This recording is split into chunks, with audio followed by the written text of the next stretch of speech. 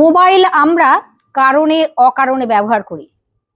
দীর্ঘ বছর ধরে মোবাইল ব্যবহার করতে করতে কানের সমস্যা, শ্রবণ শক্তি কমে যায়, কানে যন্ত্রণা করে, মাথা যন্ত্রণা করে। কি করবেন?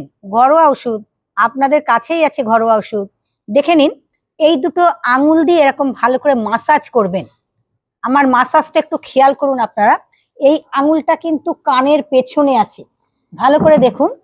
এই আঙুলটা কিন্তু কানের পেছনে আছে, আর সামনে আছে কিন্তু মধ্যমা আঙুল দিয়ে ভালো করে মাসাজ করুন। এইভাবে 2 মিনিট, 3 মিনিট, 4 মিনিট করবেন।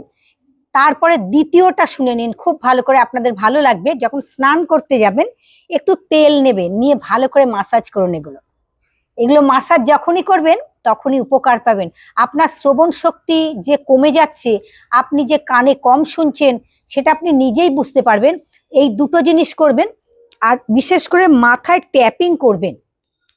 দেখে নিন, হালকা হালকা ব্রেনের যে নার্ভ আছে না, নার্ভগুলো ঠিক হয় এবং স্মরণ শক্তি বাড়ে। প্রতিদিন করবেন।